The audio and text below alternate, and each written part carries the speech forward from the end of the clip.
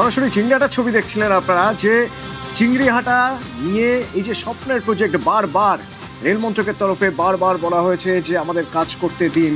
তারা কাজ করতে চেয়েছেন এবং কাজ আরো মারাত্মক গতিতে এগোবে, তার সবচেয়ে বড় প্রমাণ বোধহয় আজ যখন দেখা গেল যে একটা রাজ্যে রেলমন্ত্রীর সঙ্গে রেল বোর্ড, পুরো বোর্ড চলে এলো। এইসব নিয়ে কথা বলবো। আমার সঙ্গে আবির রয়েছে সরাসরি, আমার সঙ্গে সোমরাজ রয়েছে, দেবাশিস আছে এবং আমার সঙ্গে কৌশিক আছে নিউজ রুম থেকে। প্রথমে আবিরের সঙ্গে কথা বলবো। আবির, এটাই তো একটা অত্যন্ত গুরুত্বপূর্ণ জায়গা, এটাই বোধহয় কোথাও একটা বার্তা দেওয়া যে কতটা এগোতে চাইছে, কতটা দ্রুত গতিতে কাজ করতে চাইছে, যে একটা রেল বোর্ড, পুরো রেল বোর্ড রেলমন্ত্রীর সঙ্গে একটা রাজ্যে চলে এসেছে।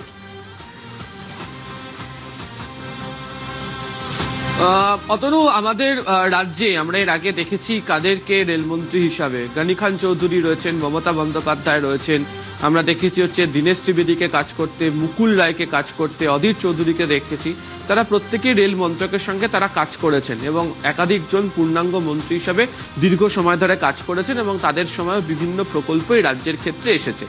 তো রেলের যারা আধিকারিকরা রয়েছেন তাদের মধ্যে একটা প্রশ্ন উঠতে শুরু করে যে গত প্রায় তাদের বক্তব্য যে 10 বছরেরও বেশি সময়, 12-14 বছরের কথাও তারা বলেন, যে যেখানে যে প্রকল্প একটা সময় রেল দ্রুত শেষ করতে চেয়েছিল সেই প্রকল্পগুলোর কাজ পশ্চিমবঙ্গে বারবার ধরে থমকে যায় এবং এই থমকে যাওয়া রেল প্রকল্পগুলোর কাজের উদাহরণ দিতে গিয়ে তারা বলেন যে জমি সমস্যা, রাজ্যের কাছে সাহায্য চেয়েও সাহায্য না পাওয়া, চূড়ান্ত অসহযোগিতার অভিযোগ তারা বারবার ধরে তুলতে শুরু করেন। ঠিক দেখো, রেল মন্ত্রকের ক্ষেত্রে কোথাও কোন ধরনের প্রকল্প নেওয়া হবে, কি কাজ করা হবে, তার যাবতীয় সিদ্ধান্ত গ্রহণ করার ক্ষেত্রে রেল বোর্ডের অত্যন্ত ভূমিকা থাকে এবং কাজের অগ্রগতি কি হবে তার গোটাটাই রেল বোর্ডের যারা বিভিন্ন ক্ষেত্রের দ্বারা যারা দায়িত্বে থাকেন তারা সেই গোটা বিষয়টি পরিচালনা করেন। এবং আমাদের মতো একটি রাজ্য যেখানে আমরা দেখেছি যে পূর্ব, দক্ষিণ পূর্ব, উত্তর পূর্ব এবং মেট্রো 4টে জোন রয়েছে এবং তাদের তরফ থেকেও নির্দিষ্ট জায়গা ভিত্তিক কাজও করা হয়। ফলে এই যে এত প্রকল্প, আমাদের রাজ্যের এমনিতে স্ট্র্যাটেজিক্যালি যে অবস্থান তা অত্যন্ত গুরুত্ব, ফলে এই বিভিন্ন প্রকল্পগুলোর কাজ শেষ করার ক্ষেত্রে অত্যন্ত গতিশীলতার প্রয়োজন ছিল। সেই গতিশীলতাটা বারবার ধরে আটকে গিয়েছিল এবং আজকে সকালবেলা থেকে যখন অশ্বিনী বৈষ্ণব তিনি যখন কলকাতা এয়ারপোর্টে আসেন এবং তারপর এখনো পর্যন্ত চিংড়িঘাটা পর্যন্ত তিনি যে কতই জায়গায় পরিদর্শন করলেন, বৈঠক করলেন, প্রত্যেকটা জায়গাতে শুধুমাত্র বার্তা রেলমন্ত্রী হিসাবে দিয়ে রাখলেন এমনটা নয়, তিনি আজকে অফিসারদেরকে দিয়ে এটাও বলিয়ে নিয়েছেন যে এখন আর কাজ হচ্ছে না, হবে না, এই সময়টা বলার মতো জায়গা নেই। আগামী 2 থেকে 3 বছরের মধ্যে আপনাদেরকে সব কাজ শেষ করতে হবে। ফলে সব মিলিয়ে গতিশীলতা। আমি একটা মানে বড় ঘোষণা, আজ একটা বড় ঘোষণা আমরা দেখলাম, 1 লক্ষ কোটি টাকা, এই 1 লক্ষ কোটি টাকার কাজ হবে এখানে ঘোষণা করছেন। একবার শুনবো সেই ঘোষণা, আগে শুনবো তারপর তোমার সঙ্গে আবার কথা বলবো। আজকে আপনাদের খুব খুশির খবর যে আমাদের এই মিটিং এর যে আউটকাম হবে তাতে পশ্চিমবঙ্গে রেল সেক্টরে 1 লক্ষ কোটি টাকার বেশি কাজ হবে। ऑनरेबल एमआर माननीय अश्विनी वैष्णव जी मुझे कमिट किया है, ये पूरा रुपया रेडी है, 1 लाख करोड़ रुपया हम लोग तुरंत ये काम करूंगा। এতে 102টি নতুন আমাদের অমৃত ভারত স্টেশন মডার্নাইজেশন হবে, আধুনিক মানের হবে এবং 538টা ফ্লাইওভার এবং আন্ডারপাসেস হবে। এত টাকার প্রজেক্ট, আবির কি কি হওয়ার পরিকল্পনা আছে, কি কি হবে? অতএব এর একটা অঙ্ক রয়েছে, মানে একটাকে সাজানোর মতো বিষয় বারবার রেলের তরফ থেকে করা হয়েছিল। আমাদের রাজ্যের ক্ষেত্রে কতগুলো বিষয় খুব গুরুত্বপূর্ণ। প্রথমত হচ্ছে আমাদের রাজ্যের যে ধরনের ভৌগোলিক অবস্থান, তাতে আমাদের রাজ্যের শিল্প সম্ভাবনার একটা প্রভূত উজ্জ্বলতা রয়েছে এবং তাকে কেন্দ্র করে তুমি জানো গত কয়েকদিন ধরে শিল্পক্ষেত্রেও সেই যারা বিনিয়োগ করতেছেন তাদেরকে টেনে নিয়ে আসার চেষ্টা করা হচ্ছে। তো এই বিনিয়োগ টানার ক্ষেত্রে পরিকাঠামো তো অত্যন্ত গুরুত্বপূর্ণ হবে, আর সেই পরিকাঠামো উন্নয়নের ক্ষেত্রে রেল অত্যন্ত গুরুত্বপূর্ণ ভূমিকা নিতে পারে। ফলে যে জায়গাগুলোতে যে ফ্রেট করিডর হওয়ার কথা রয়েছে, বিশেষত ডানকুনি থেকে সুরাত পর্যন্ত যেটি হবে সেখানেই তো একাধিক ইন্ডাস্ট্রিকে টেনে নিয়ে আসবে। রেল লাইনের আশেপাশের যে জমি রয়েছে তার মধ্যে দিয়ে বিনিয়োগ হবে। দ্বিতীয়ত হচ্ছে 102খানা তুমি জানো যে এবিএস অর্থাৎ অমৃত ভারত স্টেশন তৈরি করা হবে। সেই স্টেশন এয়ারপোর্টের মতো দেখতে, লাউঞ্জ সেখানে হবে। সেখানেও হচ্ছে যারা তোমার ধরো ছোট ছোট যারা দোকান করবেন বা সেখানকে কেন্দ্র করে যে ধরনের ব্যবসা তারা করতে চান, তার একটা অন্য দিক রয়েছে। অনেক অনেক যাত্রী, অনেক ব্যক্তি সেখানেও তারা যেতে পারবেন, জিনিসপত্র ক্রয় বিক্রয় একটা সম্ভাবনা থাকে, সেখান থেকে বিনিয়োগের একটা সম্ভাবনা থাকে। তৃতীয়ত হচ্ছে যে তুমি জানো যে high speed, semi high speed ট্রেনের পাশাপাশি আজকে রেলমন্ত্রী ঘোষণাই করেছেন যে বুলেট ট্রেন দিল্লি থেকে শিলিগুড়ি, মেজর ঘোষণা। এবং এর ফলে যেটা হবে সেটা হচ্ছে যাতায়াতের সুবিধাটা অনেকটা হলে বাকিরা যারা এই ক্ষেত্রে বিভিন্ন জায়গাতে যারা বিনিয়োগ করতে চান সেই জায়গাটি পাবে। এবং অবশ্যই এর সঙ্গে যুক্ত রয়েছে রেলের যে একাধিক প্রকল্প যেগুলিতে চলছে, সেই প্রকল্পগুলির যখন কাজ করা হবে তার মধ্যে দিয়ে তো প্রচুর মানুষ কাজের সুযোগ পাবেন, কর্মসংস্থানে তার মধ্যে দিয়ে হবে। এবং আজকে নবান্নর বৈঠকে মুখ্যমন্ত্রীর তরফ থেকে বিশেষ করে এই বিষয়ে অনুরোধও করা হয় রেলমন্ত্রীর কাছে যে আপনাদের তরফ থেকে অনেক প্রকল্পের কাজ হচ্ছে, আপনাদের অনেক ওয়ার্কশপ রয়েছে, ফলে এক্ষেত্রে দাঁড়িয়ে বাংলার যুবক যুবতীদের মেধা রয়েছে, তারা কর্মসংস্থানের দিক থেকে অনেক উজ্জ্বল অবস্থা তারা বজায় রাখে, ফলে তাদেরকে নিয়োগ করুন এবং তাদের নিয়োগের মধ্যে দিয়ে যাতে কর্মসংস্থান হয়। ফলে এই সব মিলিয়ে বলার চেষ্টা করা হয়েছে যে প্রকৃত অর্থে যে বিনিয়োগ রেলকে কেন্দ্র করে আসবে, সেই সুফল যেটা এখানকার রাজ্যের মানুষজন পাবেন সেটাকে তারা মনে করিয়ে দিয়েছেন। এবং তুমি যদি দেখো আজকে যে প্রকল্পগুলোকে নিয়ে, যেমন আজকে যেমন সব থেকে বেশি আলোচনা হয়েছে কলকাতার মেট্রো নিয়ে, তার কারণ হচ্ছে থমকে থাকা মেট্রো প্রকল্পের ক্ষেত্রে কলকাতা শহরের মানুষজনের, শহরতলির মানুষজনের বিশেষ আগ্রহ রয়েছে। এবং এরপর হচ্ছে পূর্ব, দক্ষিণ পূর্ব, উত্তর পূর্বে যারা যে জোনগুলো রয়েছে তার প্রচুর মেজর প্রজেক্টকে নিয়ে আলোচনা হয়েছে। এবং আমি গত দুদিন আগে অতনু বলেছিলাম যে যেহেতু সীমান্তবর্তী এলাকাতে জাতীয় সুরক্ষার ক্ষেত্রে প্রাধান্য দেওয়া হবে, সেই প্রসঙ্গের কথাও আজকের বৈঠকের ক্ষেত্রে বারবার ধরে উঠে এসেছে। আবার সাগরে রেল নিয়ে যাওয়া, নন্দীগ্রামে রেল প্রকল্পের কাজ শুরু করা, রেল মানচিত্রের নন্দীগ্রামের প্রসঙ্গে মনে পড়লো যে যখন বিধানসভায় ভবানীপুরের বিধায়ক হিসেবে শপথ নিচ্ছেন, তারপরে বেরিয়ে এসে শুভেন্দু অধিকারী বলেছিলেন একটি দিনের জন্য নন্দীগ্রামের মানুষকে ভুলতে দেবেন না যে নন্দীগ্রামের শুভেন্দু অধিকারী আর নন্দীগ্রামের নন। এবং এটা আমরা তার পরবর্তীকালেও বারবার দেখেছি, আজও দেখা যাচ্ছে নন্দীগ্রামে রেলে বিশেষ নজর শুভেন্দুর। এই নন্দীগ্রামের রেল পরিষেবা দ্রুত পৌঁছানোর জন্য তিনি রেলমন্ত্রীকে অনুরোধ করেছেন। আমার সঙ্গে সোমরাজ আছে। সোমরাজ, নন্দীগ্রাম কতটা গুরুত্বপূর্ণ এই রেলপথ, যে রেলপথের কথা বারবার শুভেন্দু অধিকারী বলেন, আগে প্রতিশ্রুতি দিয়েছেন যে এই রেলপথ তিনি করেই ছাড়বেন, আজ রেলমন্ত্রীর সঙ্গে কথা বলেছেন, অনুরোধ করেছেন রেলমন্ত্রীকে। সোমরাজ, একদমই দেখো, আজকে যখন রেলমন্ত্রীর সঙ্গে তিনি বৈঠক করছিলেন সেই সময় তিনি রেলমন্ত্রীকে অনুরোধ জানান যে এই বাজকুল থেকে নন্দীগ্রাম পর্যন্ত যে রেল যোগাযোগ, সেই রেল যোগাযোগ তার যে প্রজেক্ট আকারে নিয়েছে রেল দপ্তর, সেই প্রজেক্টটি যাতে কার্যকর করা হয়। যেটা সূত্র মারফত জানা যাচ্ছে, এই যে বাজকুল থেকে নন্দীগ্রাম পর্যন্ত রেলপথ তৈরিতে কতটা পরিমাণ জমি লাগবে, এক্ষেত্রে কতটা সরকারি জমি রয়েছে আর কতটা জমি কিনতে হবে, অধিগ্রহণ করতে হবে, ইতিমধ্যেই সেই তালিকা রাজ্য প্রশাসনের শীর্ষ স্তরের কাছে এসে পৌঁছেছে। অর্থাৎ কতটা জমি লাগবে সেটা মোটামুটি চূড়ান্ত হয়ে গেছে। এবারে সমীক্ষা করে জমি অধিগ্রহণ করে কাজ শুরু করতে হবে। আর সেই জায়গাতেই দাঁড়িয়েই মুখ্যমন্ত্রী শুভেন্দু অধিকারী আজ রেলমন্ত্রীকে অনুরোধ জানিয়েছেন যাতে রেলের যারা আধিকারিকরা রয়েছেন এই রাজ্যে, তারা যাতে নন্দীগ্রামের এই রেল প্রজেক্টের দিকে বিশেষভাবে গুরুত্ব দেন। এবং রেলমন্ত্রী তখন বৈঠকে উপস্থিত থেকে জানান যে তিনি আলাদা করে এই বিষয় নিয়ে মুখ্যমন্ত্রী শুভেন্দু অধিকারীর সঙ্গে বৈঠক করবেন। অর্থাৎ নন্দীগ্রামের এই রেল যোগাযোগ ব্যবস্থাকে যাতে আরো দ্রুত করা যায় তা নিয়ে অনুরোধ জানান মুখ্যমন্ত্রী, এবং রেলমন্ত্রীও তার উত্তরে বলেন যে তিনি সঙ্গে থাকো।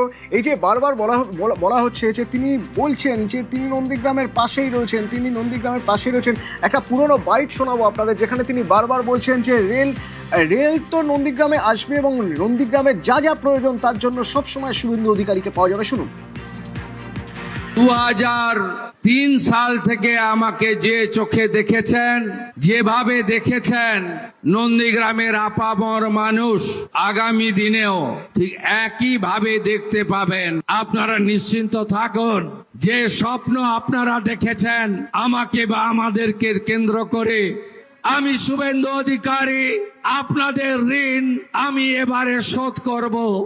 আমার কোনো পরিবর্তন আপনাদের চোখে পড়বে না, এটুকু আমি আপনাদের আশ্বস্ত করতে চাই।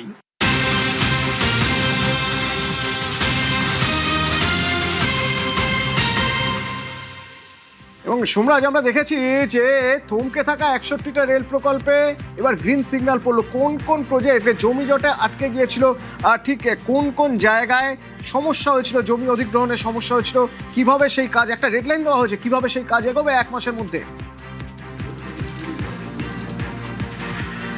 দেখো, 7 থেকে 8টি জেলায় বিভিন্ন রেল প্রকল্প বিভিন্ন সময় ঘোষণা করা হয়েছে, কিন্তু সেই রেল প্রকল্পগুলি বাস্তবায়ন করা যায়নি। তার একটাই সমস্যা দাঁড়িয়েছে, সেটা হচ্ছে জমি অধিগ্রহণ এবং জমি হস্তান্তর। কিন্তু এই জমি অধিগ্রহণ বা জমি হস্তান্তরের আগে সমীক্ষা করার কাজও প্রয়োজন ছিল। তৃণমূল কংগ্রেসের সরকারের সময় এই কাজ এগোয়নি, অর্থাৎ গতি পায়নি। সেই কারণেই একাধিক রেল প্রকল্প থমকে পড়েছে। আর সেই রেল প্রকল্পগুলির জন্য যে যে জমি প্রয়োজন রেলের, সেই জমি যাতে রেলকে দেওয়া হয় তার জন্য 1 মাসের টাইমলাইন মুখ্যমন্ত্রী শুভেন্দু অধিকারী আজ স্পষ্ট দিয়েছেন বিভিন্ন জেলার জেলাশাসকদের, এবং তিনি বলেছেন যে প্রয়োজনে এর জন্য আলাদা করে ক্যালেন্ডার তৈরি করতে, এবং সেই ক্যালেন্ডার তৈরি করে কবে রেলের সঙ্গে বৈঠক হবে এবং বৈঠক করে রেল কি কোন কোন এলাকায় জমি চাইছে, সেই জমি তারা কিভাবে হস্তান্তর করবে রেলকে, গোটাটা একটা ক্যালেন্ডার তৈরি করে নিক। এবং বৈঠকে জেলাশাসকদের এই নির্দেশও দেওয়া হয়েছে যে কেন এই জমি জট দীর্ঘদিন ধরে চলছিল এবং তারা হোমওয়ার্কটা কেন করে রাখলেন না আগে থেকে, এবং সেই কারণেই 1 মাসের সময়সীমা দিয়ে দেওয়া হয়েছে জেলাশাসকদের যে এর মধ্যেই জমি জট কাটাতে হবে, রেলকে জমি হস্তান্তর করতে হবে। মুখ্যমন্ত্রী চাইছেন যে রাজ্যের যে রেল প্রকল্পগুলি রয়েছে, যেগুলি ঘোষণা হয়ে রয়েছে কিন্তু বাস্তবায়ন হয়নি, তা যাতে দ্রুত বাস্তবায়নের পক্ষে এগোনো যায়, অর্থাৎ জমি হস্তান্তর প্রক্রিয়াটা হয়, রেলকে যাতে জমি দিয়ে দেওয়া হয় এবং তারপর রেল যাতে কাজ শুরু করে। ডেডলাইন, ঠিক 1 মাসের ডেডলাইন 7ই জুলাই। 7ই জুলাইয়ের মধ্যে জমি সমস্যা মেটাতেই হবে নির্দেশ দেওয়া হয়েছে। রেলমন্ত্রীকে পাশে রেখে জেলা শাসকদের এই নির্দেশ দিয়েছেন। প্রশ্ন করেছেন জেলা শাসকদের, কেন এতদিন রেলের জমি জট কাটানো গেল না? এই অল্প সময়ের ডবল ইঞ্জিনের সরকার অলরেডি এফওবি এবং আন্ডারপাসের জন্য আমরা 40টার বেশি এনওসি রেলওয়ে দপ্তরকে দিয়ে দিয়েছি, এবং প্রায় 60টা রেলওয়ে প্রজেক্ট যেটা রেলওয়ে বোর্ড গত বছর অ্যাপ্রুভ করেছিল লাস্ট অক্টোবর 2025 অক্টোবর নভেম্বরে, সেই তার যে অ্যাডুকুয়েট ল্যান্ড, আপনারা ক্লিয়ারলি আমাদের গভর্নমেন্টের মিশন এবং ভিশন শুনে নিন। আমরা যেমন আমাদের বর্ডার প্রোটেকশন দেওয়ার জন্য বিএসএফ কে ল্যান্ড হ্যান্ডওভার করছি, ঠিক একইভাবে রেলওয়ে নেটওয়ার্ককে গোটা পশ্চিমবঙ্গে পৌঁছে দেওয়ার জন্য মাননীয় রেলমন্ত্রী অশ্বিনী বৈষ্ণবজির যে বিশেষ মিশন এবং রেলওয়ে বোর্ড যে প্রজেক্টগুলো অ্যাপ্রুভ করেছে, অ্যাপ্রক্স 61, এর মধ্যে একদম north Bengal to south Bengal সব এলাকা আছে। আমাদের জঙ্গলমহলের ইম্পর্টেন্ট প্রজেক্টগুলো রয়েছে, এবং আমার যে আর্লিয়ার অ্যাসেম্বলি কনস্টিটিউয়েন্সি ছিল সেখানে নন্দীগ্রাম প্রজেক্টেরও 6 একর জমি ওনার প্রয়োজন ছিল, সেটাও ছিল, এবং আমাদের মেট্রো এক্সপেনশনের জন্য তারও প্রজেক্টগুলো ছিল যা রেলওয়ে বোর্ড স্যাংশন করেছে। আমরা দেখেছি হাওড়া পুরসভা এলাকায় কিভাবে জল জমে, নিকাশির সমস্যা কত বড় সমস্যা আমরা দেখেছি কিভাবে বৃষ্টি হলে রেলের ট্রাকে জল ঢুকে যায়। এই সমস্যার সমাধান এবার হবে, কিন্তু এই সমস্যা হচ্ছিল কেন এতদিন ধরে, সমাধান কিভাবে হবে? দেবাশিস আছে সরাসরি হাওড়া থেকে আমার সঙ্গে। দেবাশিস, দেখো, আমরা দীর্ঘ কয়েক বছর ধরে দেখে গেছি যে জমা জলের যে সমস্যা সেটা কিন্তু দিনের পর দিন বেড়ে চলছে, এবং যখনই পুরসভা এলাকায় এই জমা জল জমতো তখনই পুরসভা কিন্তু দায় চার দিত, অর্থাৎ রেলের তরফ থেকে। অর্থাৎ রেল তাদের জমি পরিষ্কার করতে দিচ্ছে না, রেল তাদের কাজ করছে না, রেলের ট্র্যাকের উপর দিয়ে সেখান থেকে জল নিচ দিয়ে চলে আসছে, বিভিন্ন অভিযোগ পাওয়া যেত। কিন্তু রেলের তরফ থেকে বারবার করে বলা হতো যে পুরসভা এলাকায় যে এলাকাগুলো রয়েছে যেখান দিয়ে পাইপলাইনের কাজ ছিল সেই পাইপলাইনের কাজ রেলকে করতে দেওয়া হয়নি। রেল বারবার করে আবেদন করা হয়েছিল পুরসভাকে, সেখানে রেল পুরসভা তাগুলোকে পরিষ্কার করেনি।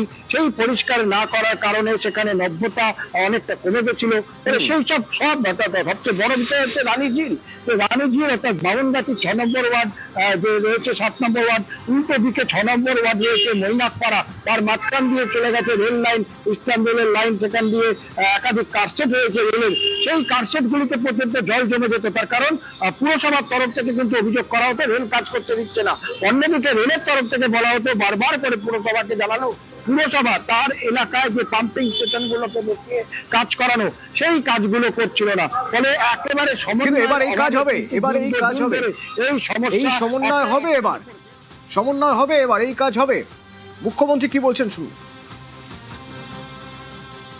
कोलकाता और हावड़ा में स्टोरेज सिस्टम के लिए थोड़ा रेल और मेट्रो रेल का साथ एक अच्छा कोऑर्डिनेशन हो जाना चाहिए। हमारी एचएमसी और कलकत्ता कॉरपोरेशन इसके ऊपर भी थोड़ा आपका इंस्ट्रक्शन आधिकारिक के ऊपर हो जाए तो अच्छा है।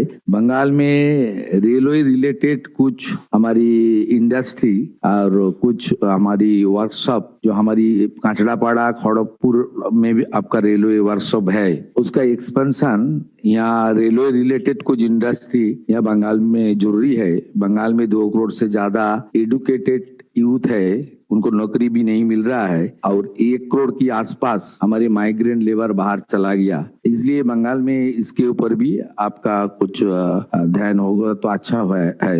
आप बाकी आईटी सेक्टर को लेकर भी आपका थोड़ा बंगाल को देखना चाहिए, यही मेरा गुंजाइश था आपके ऊपर।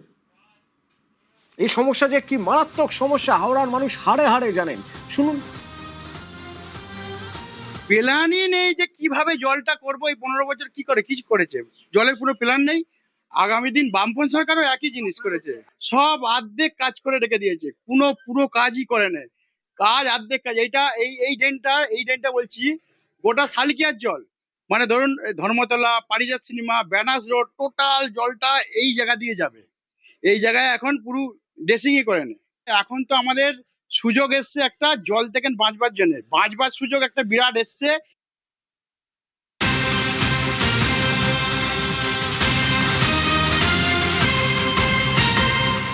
হাতিয়ার রেল কিভাবে? নিউজরুম থেকে সরাসরি কৌশিক আছে আমার সঙ্গে। কৌশিক, রেল প্রজেক্ট রাজনৈতিকভাবে কতটা গুরুত্বপূর্ণ? অত্যন্ত গুরুত্বপূর্ণ। এমনিতে ভারতের লাইফলাইন রেল, ইন্ডিয়ান রেলওয়ে, এবং শুধু ভারতের লাইফলাইন বললে কম বলা হবে, এই রাজনীতির ক্ষেত্রেও কিন্তু এই রেলের অত্যন্ত গুরুত্ব রয়েছে। কেন এ কথা বলছি? এটা ঐতিহাসিকভাবে সত্য যে রেলকে বারবার হাতিয়ার করা হয়েছে। যেমন ধরো 1982 থেকে 84 গনি খান চৌধুরী রেলমন্ত্রী ছিলেন। সেই আমলে গনি খান চৌধুরীর আমলে পশ্চিমবঙ্গ এবং মালদায় বিশেষ করে এত লোকের কর্মসংস্থান হয়েছিল এবং চাকরি পেয়েছিলেন, সেই গনি খান চৌধুরীকে আজও তারা ভোলেননি। আজও তার সুফল পায় কংগ্রেস ভোট হলে। এরপর ধরো যদি এনডিএ আমল কথা ভাবো, সেখানে 2001 থেকে 4 নীতিশ কুমার রেলমন্ত্রী ছিলেন, তখন তিনি বিহারে ঢেলে রেল প্রজেক্ট দিয়েছেন। তারপর 2004 থেকে 9 ইউপিএ 1-এর সরকার, তখন লালু প্রসাদ যাদব রেলমন্ত্রী, তিনিও ঢেলে বিহারকে দিয়েছেন। এরপর 2009 থেকে 11 এই সময়টা কিন্তু আমাদের রাজ্য রাজনীতির ক্ষেত্রে অত্যন্ত তাৎপর্যপূর্ণ। 9 থেকে 11 রেলমন্ত্রী ছিলেন হচ্ছেন মমতা বন্দ্যোপাধ্যায়। আর এই 9 থেকে 11-র মধ্যে একটা বিরাট পট পরিবর্তন হয় আমাদের রাজ্যে। 2009 সালে তৃণমূল দারুণভাবে উঠে আসে লোকসভার ভোটে, 19টা সিট পায়। সিপিএমের অনেকেই তখন বুঝতে পারছেন পায়ের তলা থেকে জমি সরে যাচ্ছে। তারপর 10-এ কলকাতা পুরসভার ভোট, সেটা তৃণমূল দখল করে নেয়। তারপর 2011-এ রাজ্যে পরিবর্তনের ঝড়, পালাবদল, মুখ্যমন্ত্রী হলেন মমতা বন্দ্যোপাধ্যায়। কিন্তু তার আগে অনেকেই মনে করেন এই যে মঞ্চটা তৈরি হওয়া, নতুন করে ক্ষমতায় বামফ্রন্টকে সরিয়ে ক্ষমতায় আসা, সেই মঞ্চটা তৈরি করতে মমতা বন্দ্যোপাধ্যায়ের বড় হাতিয়ার ছিল রেল। একদিকে তো সিঙ্গুর নন্দীগ্রামের মতো পলিটিক্যাল ইস্যু হাতিয়ার ছিলই, তার পাশাপাশি এই যে তিনি রেলমন্ত্রী ছিলেন, এটাও তাকে অনেকটা অ্যাডভান্টেজ দিয়েছে। কেন? কারণ সেই সময় 2009 থেকে 11 বাংলাতে তিনি এক গুচ্ছ রেল প্রকল্পের কথা ঘোষণা করেন বাংলার জন্য, এবং অনেকেই তাই মনে করেন যে এই রেল পথেই কিন্তু মমতা ক্ষমতায় আসেন। 2011-তে তিনি ক্ষমতায় এলেন, অনেকগুলো, তার আগে তিনি রেলমন্ত্রী হিসাবে প্রচুর প্রকল্পের ঘোষণা করলেন। তারপর কি হলো? তারপর কিছু প্রকল্প শুরু হলো, তবে বেশিরভাগই দেখা যায় যে শুরু হয়নি। তারপর 2014 সালে নরেন্দ্র মোদী প্রধানমন্ত্রী হলেন। তৃণমূলের সঙ্গে বিজেপির সংঘাত, কেন্দ্রের সঙ্গে রাজ্যের সংঘাত দিনে দিনে চরমে উঠল। যেটা বারবার অভিযোগ উঠেছে যে মমতা বন্দ্যোপাধ্যায় আর বিজেপি, কেন্দ্রের বিজেপি সরকার আর এখানে মমতা বন্দ্যোপাধ্যায়ের সরকার, এই সংঘাতের ফলে এই রেল প্রকল্পগুলো আরও গতি হারিয়েছে। যখনই কোনো সহযোগিতা চাওয়া হয়েছে রেলের তরফ থেকে, রেল প্রজেক্টের কাজ করতে চেয়েছে, তার জন্য তো জমি দরকার, সেই চূড়ান্ত অসহযোগিতা করে গেছে এখানকার তৃণমূল সরকার। যেটা এই কিছুক্ষণ আগেও আমরা দেখলাম যে যার সাম্প্রতিকতম নিদর্শন হচ্ছে চিংড়িঘাটার একটা মেট্রো প্রজেক্ট, যেই প্রজেক্টের ছোট্ট একটা অংশের কাজ বাকি ছিল। তার জন্য সব রকমভাবে প্রস্তুত ছিল মেট্রো, খালি দরকার কি ছিল যে ট্রাফিক পুলিশকে বলার যে আপনারা এইটুকুনি সময় দিনের একটা কয়েক ঘন্টা এরকম কয়েকটা দিন 2-3 দিন 4-5 দিনের জন্য যে এই সময়টায় ট্রাফিকটাকে একটু অন্য পথে ঘুরিয়ে যেতে হবে, এইটুকুনি কাজ বাকি, তাহলেই তারা কাজটা করে ফেলতে পারবে। কিন্তু সেইটুকুনির অনুমতি দেওয়া হয়নি। সেটা অনুমতি দেওয়া হয়নি মানে কি, সেটা হাইকোর্ট বলছে অনুমতি দিচ্ছে, তাও দেওয়া হয়নি। সুপ্রিম কোর্ট বলেছে অনুমতি দিতে, তাও দেওয়া হয়নি। এই একই অভিযোগ কিন্তু আজকে চিংড়িঘাটায় দাঁড়িয়ে করলেন রেলমন্ত্রী। ধন্যবাদ কৌশিক।